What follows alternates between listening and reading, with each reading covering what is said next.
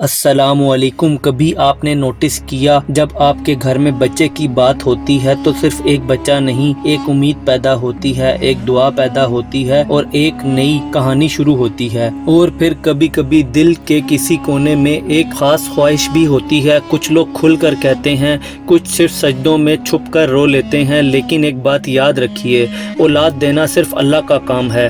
قرآن مجید میں اللہ تعالیٰ فرماتے ہیں، اللہ جسے چاہتا ہے بیٹیاں دیتا ہے اور جسے چاہتا ہے بیٹے دیتا ہے، اور جسے چاہتا ہے بیٹے اور بیٹیاں دونوں دیتا ہے، اور جسے چاہتا ہے بے اولاد رکھتا ہے۔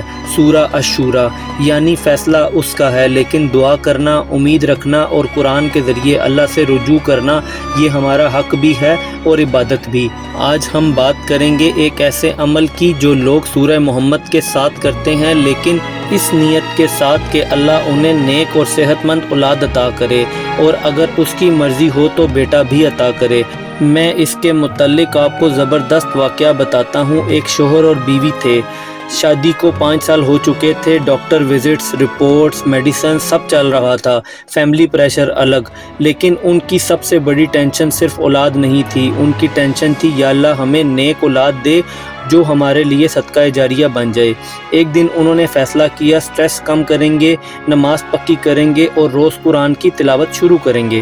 انہوں نے اس سورہ محمد کو اپنی روٹین کا حصہ بنا لیا، نہ اس یقین کے ساتھ کہ یہ فارمولہ ہے، بلکہ اس یقین کے ساتھ قرآن شفا ہے، رحمت ہے اور دل کو اللہ سے جوڑ دیتا ہے۔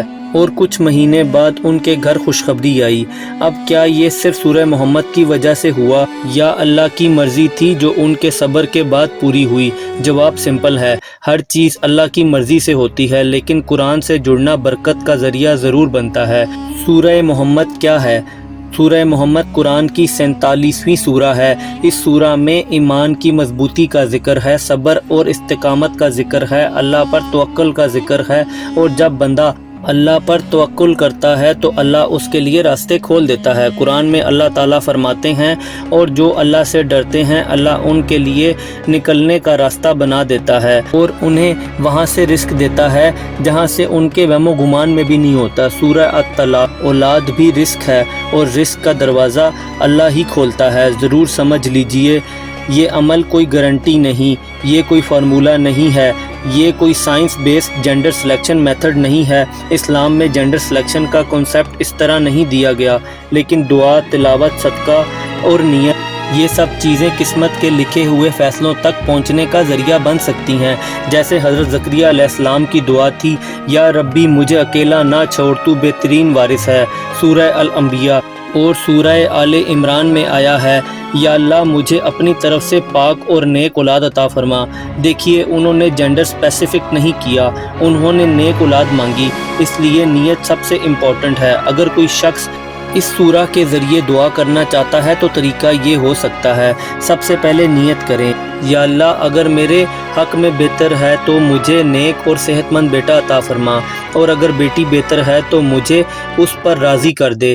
یہ جملہ بہت پاورفل ہے، کیونکہ اس میں اللہ کی مرضی کو پہلے رکھا گیا ہے۔ سب سے پہلے وضو کریں، 2 رکعت نفل نماز پڑھیں، اللہ سے رو کر دل سے بات کریں، روزانہ 1 مرتبہ سورہ محمد کو پڑھیں، اگر ممکن ہو تو فجر کے بعد یا عشاء کے بعد پڑھیں۔ اگر پوری سورہ مشکل لگے تو کم از کم پہلی 10 آیات کو توجہ کے ساتھ پڑھیں۔ تلاوت کرتے وقت صرف الفاظ نہ پڑھیں، سمجھنے کی کوشش کریں، اللہ سے کنیکشن کو مضبوط کریں۔ تلاوت کے بعد 11 مرتبہ درود شریف پڑھیں، پھر یہ دعا کریں، یا اللہ تو ہر چیز پر قادر ہے، اور میرے نصیب میں بیٹا ہے تو اسے صحت مند، نیک اور دین کا خادم بنا، اور اگر میری بہتری کسی اور چیز میں ہے تو مجھے اس پر راضی کر دے۔ پھر 11 مرتبہ درود شریف پڑھیں۔ اس عمل کو کم از کم 21 دن تک کریں، لیکن صبر کے ساتھ، سٹریس کے ساتھ نہیں۔ ایک امپورٹنٹ بات یہ بھی ہے کہ میڈیکل ٹریٹمنٹ اگر چل رہا ہے تو اسے بند نہ کریں۔ اسلام ہمیں دعا بھی سکھاتا ہے اور علاج بھی۔ پروفٹ محمد صلی اللہ علیہ وآلہ وسلم نے فرمایا، ہر بیماری کا علاج ہے، صحیح بخاری۔ یعنی دعا اور دوا دونوں ہی ساتھ چل سکتے ہیں۔ کبھی کبھی ہم جو مانگتے ہیں وہ نہیں ملتا، کیونکہ اللہ ہمیں اس سے بہتر چیز دینا چاہتا ہے۔ اگر آپ سورہ محمد کا یہ عمل کرنا چاہتے ہیں تو صبر کے ساتھ کریں، اللہ کی مرضی کو ایکسیپٹ کرتے ہوئے کریں، میڈیکل ایڈوائس اگنور نہ کریں۔ کمنٹس میں اپنے لیے دعا ضرور مانگیں، کیا پتہ کسی کے منہ سے آپ کے لیے آمین نکلنے سے آپ کے لیے بہتری والا معاملہ ہو جائے۔ یا اللہ نیک اولاد عطا فرما۔ اللہ آپ سب کو صحت مند، نیک اور خوشیاں دینے والی اولاد عطا فرمائے، آمین ثم آمین۔ اللہ حافظ۔